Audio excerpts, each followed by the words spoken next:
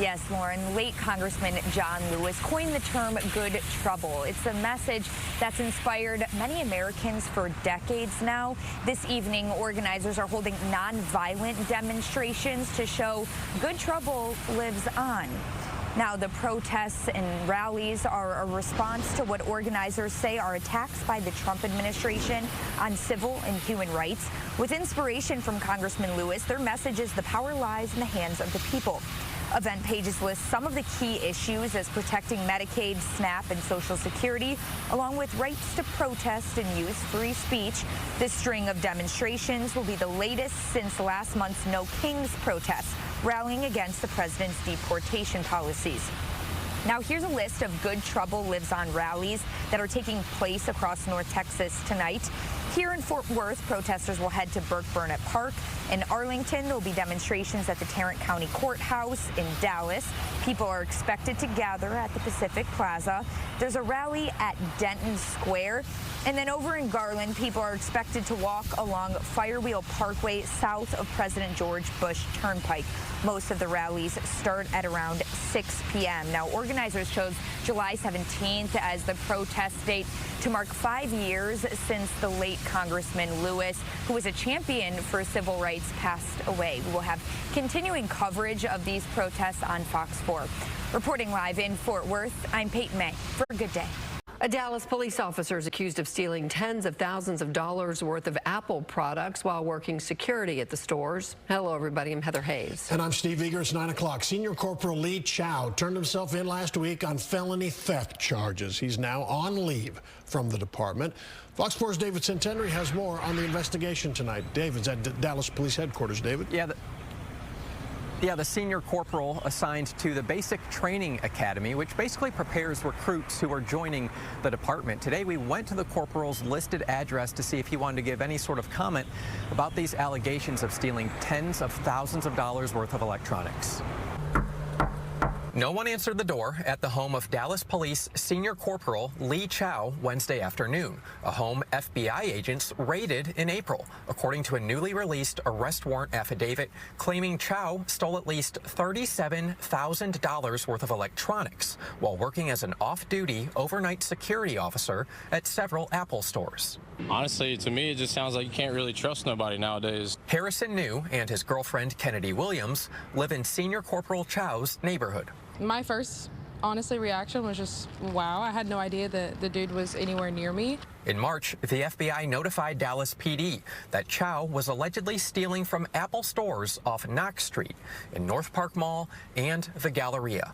According to an arrest warrant, Apple's global security team uncovered the thefts and installed covert cameras to capture what unfolded.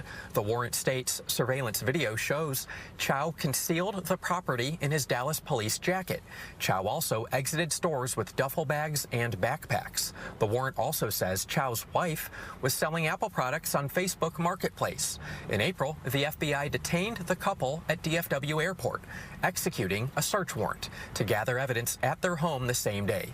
Officials say the investigation ultimately revealed Chow allegedly stole $37,806 worth of Apple products. Dallas police issued an arrest warrant last week. You know, are we actually having people that are taking care of us and keeping our community safe? Ones in Chow's neighborhood point to the obvious, that it's never a good sign when sworn officers allegedly break laws they enforce. If they're not going to follow them, what makes you think other people are going to follow them? Chow turned himself in last Thursday on that felony theft charge. He posted bond the same day. He's placed on administrative leave here right now with the department pending the investigation. We did reach out to Dallas Police Department tonight trying to find out if his wife will also be charged. Again, she was detained with him a few months back by the FBI, but it's unclear if any charges have been filed against her or if any charges might be expected. The department has not responded to our request. Heather, Steve, back to y'all. Okay, that's David Centenary at DPD headquarters. Thanks, David. A former Marine reservist is under arrest and in jail in Johnson County, accused of taking part in an ambush at an Alvarado ICE detention facility. And now 15 people face charges in connection to the attack. Fox 4's Dion Anglin joins us live with the latest. Dion. Hi there, Steve. Heather, that's right. The suspect's total is now at 15 in the alleged terrorist ambush at an ICE detention facility on July 4th. I think coordination is the correct way to phrase that. I can't go into detail exactly what we know about how they coordinated, but this is correct. This is not random. The FBI apprehension of alleged shooter Benjamin Song and another brings to 15 the total number of arrested suspects in the July 4th attack at the Alvarado ICE Detention Center. The arrest of Song at a Dallas apartment Tuesday evening is considered a key development in the case. An FBI SWAT team took Song into custody without incident. The initial U.S. attorney complaint describes the aftermath of a nearby wooded area following gunfire at Prairieland Detention Center that left a responding Alvarado police officer shot in the neck. That officer is recovering. The document notes the discovery of 2 AR-15 style rifles were found abandoned in the woods across from the Prairieland Detention Center in the vicinity of spent 5.56 casings, along with 2 body armor plate carriers with loaded AR-15 magazines. Records show that both of these rifles were purchased by Song. Officials believe Song hid in the woods until dark the next day before fleeing. Federal officials point out Song has a military background. And within 11 days, Mr. Song was tracked down. It is not Song's first run-in with the law. In 2020, he was arrested on 2 counts of assaulting a public servant during protests in Austin. He was also named in a lawsuit over a clash between protesters and counter-protesters outside a 2023 drag brunch in Fort Worth. Now Song is being held in Johnson County on a $15 million bond. All total, 15 suspects charged in what officials say is the 4th act of violence against federal officers in the Northern District of Texas this year. I think there are more people involved. We will track down everybody that is involved, whether they were there present at the time of the ambush or other individuals who may have aided and abetted those individuals who came armed to a detention facility with the intent of harming law enforcement.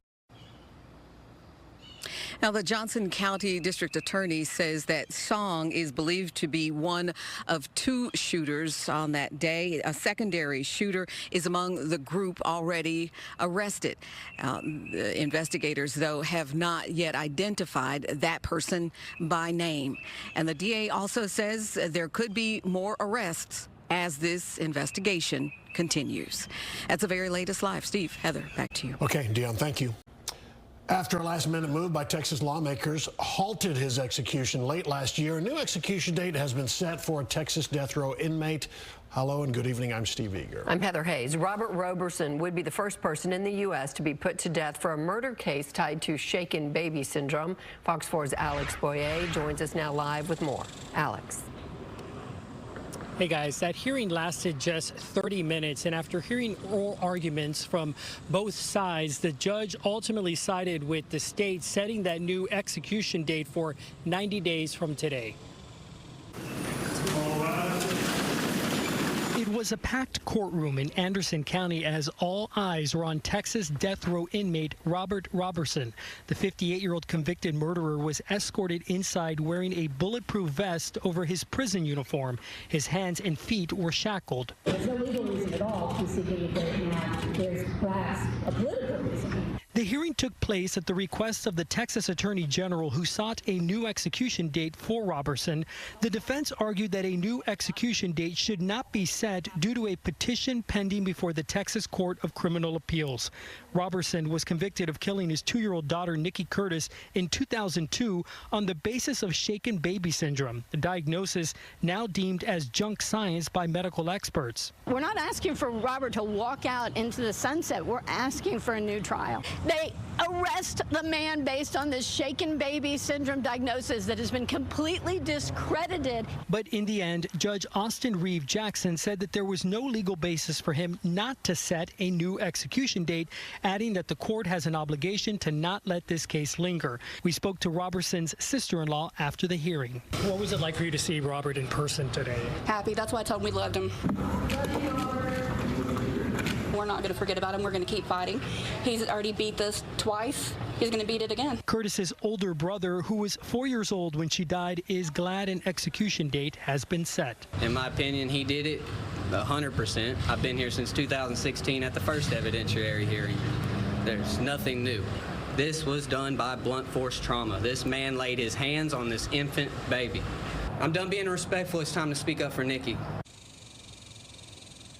And as for what's next for Roberson's appeal, well, Roberson's attorney says that under state law, they do have the right to move to withdraw an execution date, but she added that she doesn't know how successful she'll be in making that motion. Also, the defense can move for a stay on today's ruling, given the fact that the Texas Criminal Court of Appeals is already considering this case. But for now, we do know that his execution date is set for October 16th at 6 p.m.